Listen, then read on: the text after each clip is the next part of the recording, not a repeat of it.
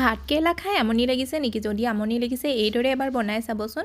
এইদৰে যদি ভাতকেৰেলা তৰকাৰীখন বনাই বা চব্জিখন বনাই নহয়, ঘৰৰ সকলোৱে ভাল পাব আৰু খাবলৈ খুবেই সোৱাদ লগা হয়। সম্পূৰ্ণ এটা নতুন ৰেচিপি লৈ আজি আপোনালোকৰ মাজলৈ আহিছোঁ। তাৰ কাৰণে এয়া মই ভাতকেৰেলা লৈ লৈছোঁ। নিজৰ হিচাপ অনুসৰিয়ে ল'ব পাৰে। প্ৰথমতে ভাতকেৰেলা আগ আৰু গুৰিটো কাটি পেলাই ধুনীয়াকৈ বাকলিটো গুচাই ল'লোঁ। বাকলিটো গুচাই হোৱাৰ লগতে মই এতিয়া ধুনীয়াকৈ ধুই ল'লোঁ 2-3 বাৰ পানী দি পেলাই। তাৰপিছত মই এতিয়া ভাতকেৰেলাকেইটা পিচেছত কাটি ল'ম। মই দীঘলকৈ কাটিছোঁ। মোৰ ভাতকেৰেলাকেইটা যিহেতু সৰু সৰু চাইজৰ আছিলে, আপোনালোকে সেইটো নিজৰ হিচাপ অনুসৰি বা নিজৰ মন পচন্দৰ ইয়াৰ পিচটো ৰাখি কাটিব পাৰে। আধা ইঞ্চিমান দূৰত্বত মই কাটি লৈছোঁ। এটা ভাতকেৰেলাৰ মানে এফালৰ পৰা 3 টুকুৰা হৈছে মোৰ। আৰু ইয়াত মোৰ গোটেই ভাতকেৰেলাখিনি কাটা হৈ গ'ল।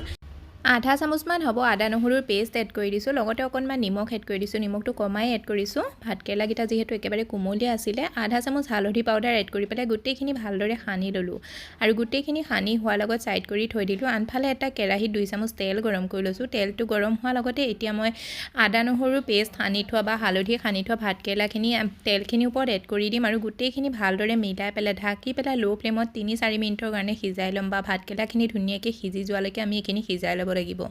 ভাতকেৰেলাখিনি যিহেতু মোৰ একেবাৰে কোমলীয়া আছিলে, মোৰ সোনকালে সিজি গৈছে। আপোনালোকৰ হয়তো ভাতকেৰেলাটো চাই পেলাই অকণমান সময় লাগিবও পাৰে।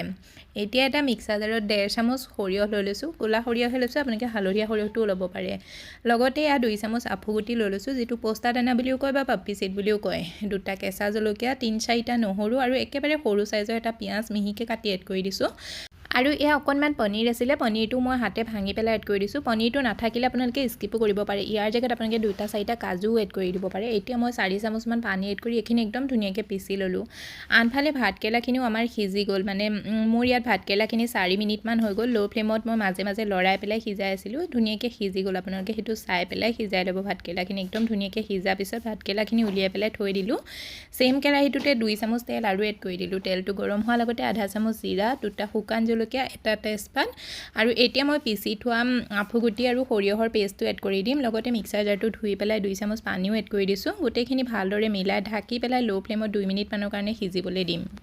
2 মিনিটমান সিজাৰ পিছতে বা সৰিয়হৰ কেঁচা ফ্লেভাৰটো যোৱাৰ লগতে ইয়াত মই শুকান মছলা এড কৰি দিছোঁ। আধা চামুচ হালধি পাউডাৰ, আধা চামুচ ৰেড চিলি পাউডাৰ, আধা চামুচ ধনিয়া পাউডাৰ আৰু লগতে আধা চামুচ কিচেন কিং মছলা। কিচেন কিং মছলাৰ জেগাত আপোনালোকে গৰম মছলাও এড কৰিব পাৰে। মছলা এড কৰি গোটেইখিনি ভালদৰে মিলাই ল'ম আৰু ঢাকি পেলাই মছলাখিনিও ধুনীয়াকৈ সিজাই ল'ম 1 মিনিটমানৰ কাৰণে। মছলাখিনি 1 মিনিটমান সিজোৱাৰ পিছতে ইয়াৰ পৰা এটা বহুত ধুনীয়া গোন্ধ ওলাইছিলে। আৰু মছলাটো যিমান ভালদৰে সিজাব নহয়, চব্জি বা তৰকাৰী সোৱাদ সিমানে বাঢ়িব।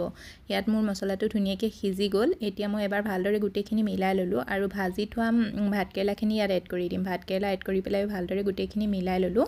আৰু গ্ৰেভিৰ কাৰণে ইয়াত মই পানী এড কৰিম। পানীটো গৰম পানী এড কৰিব, ঠাণ্ডা পানী এড নকৰিব। আৰু পানীৰ পৰিমাণটো নিজৰ হিচাপ অনুসৰি কম বেছি এড কৰিব পাৰে।